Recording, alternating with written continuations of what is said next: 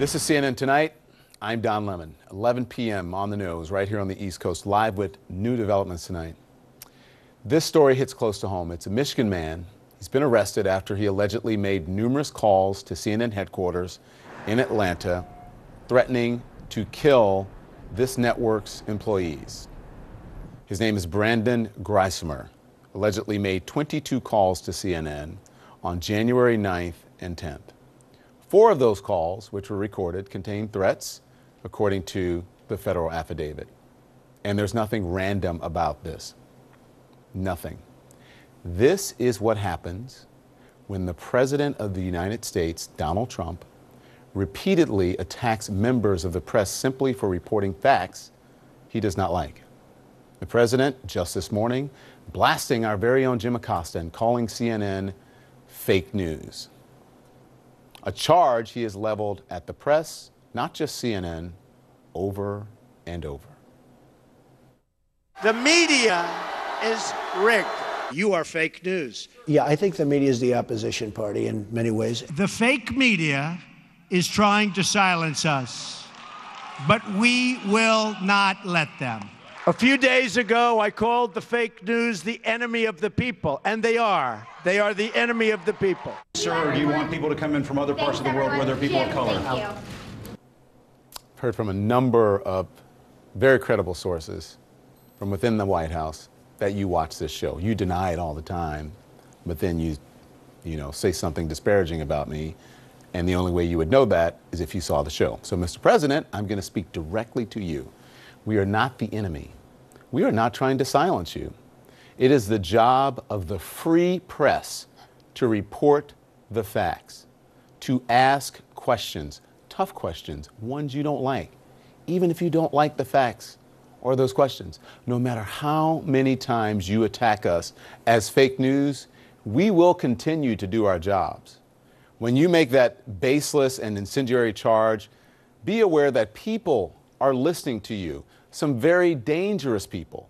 According to a federal affidavit, the caller who threatened to kill CNN employees made his threat using these words, quote, fake news. I'm coming to gun you all down. Fake news. I wonder where he got those words. And in the second call, quote, I am on my way right now to gun the effing CNN cast down.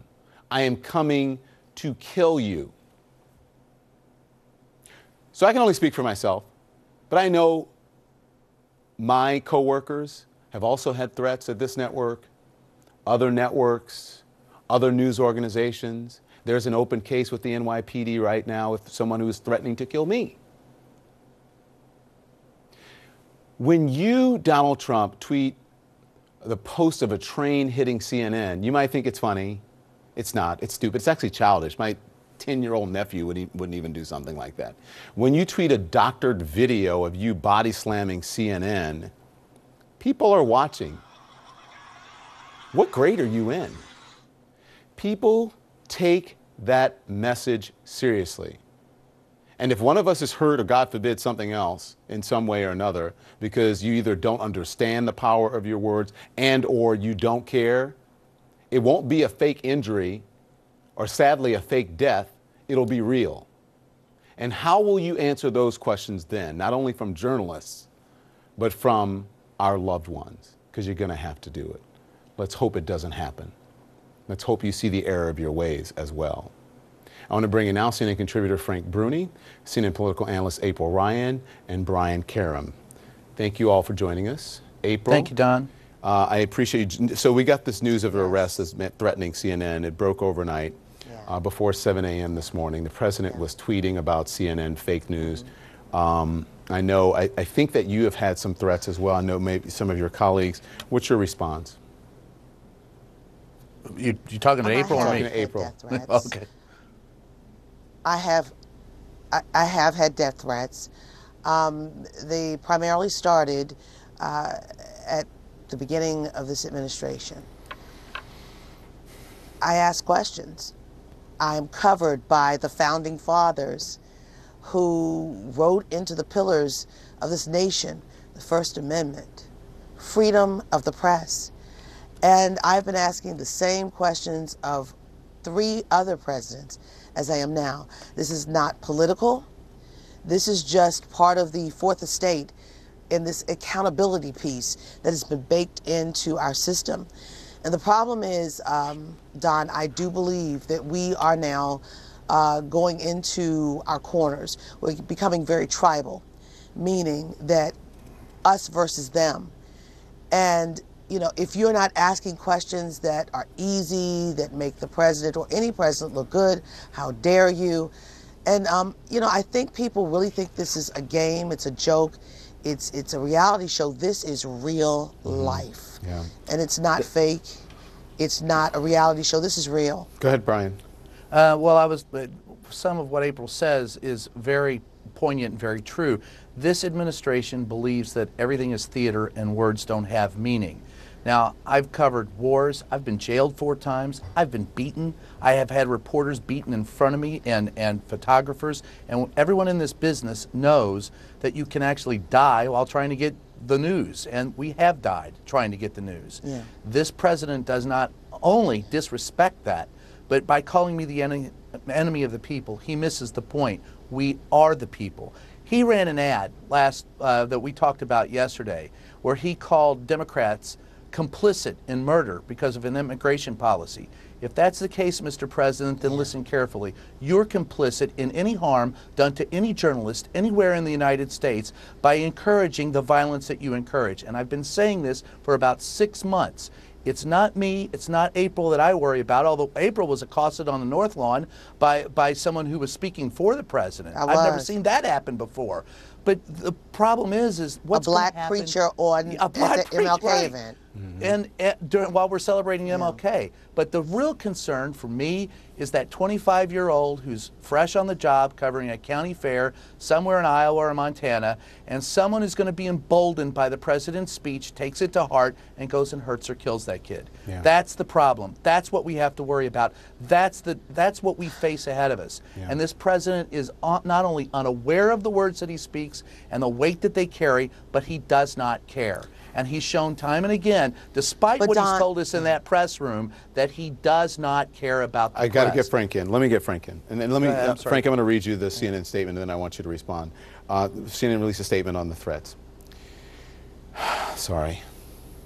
It says, we take any threats to CNN employees or workplaces around the world extremely seriously.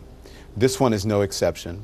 We have been in touch with local and federal law enforcement throughout and have taken all necessary measures to ensure the safety of our people. I hate to be a little emotional about this, but again, it does hit close to home, and I know the precautions that I have to take, and I can just only imagine what other people have to take. You work for the New York Times. Of course, the president is called in the New York Times fake news. When he says this, does he know the impact? What is the impact? I don't think he cares about the impact. I really don't. He's just frustrated because what he wants is a media that adores him. What he wants is a mirror held up to him that shows him a consistently flattering view of himself.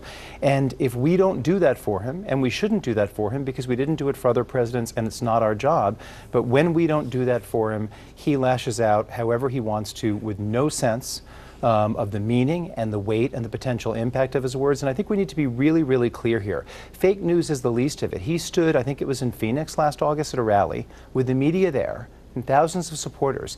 And he essentially pointed at them and said, these are sick people. They don't care about our country. Those are words that travel so far beyond what other presidents said. Other presidents, his predecessors, had plenty adversarial relationships with the press. They criticized us all the time. They didn't say we were sick people. They didn't say we were unpatriotic enemies of the state.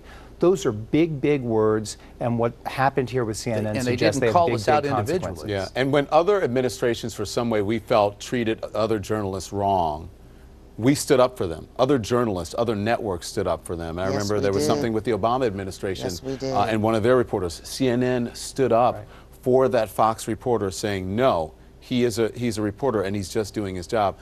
But that doesn't seem to happen, especially with what I call the Trump channel now, which is what Fox News has become. That doesn't happen. Well, April said it. But Don, April used the right word before, tribal. We've become so tribal in our society, and the media mirrors that. And so the sort of solidarity that you're wondering, where did that go? I'm going to disagree with that a little bit. Go ahead. Go ahead, Brian. I'm going to disagree with that a little bit because, look, and at least for everyone in that room who's covering the president from that briefing room, and that's Fox News and that's Breitbart and that's all of them, they're just reporters trying to do their job, and I've seen them stand up for pretty much everybody. And now what happens upstairs and what happens outside that room I can't speak to.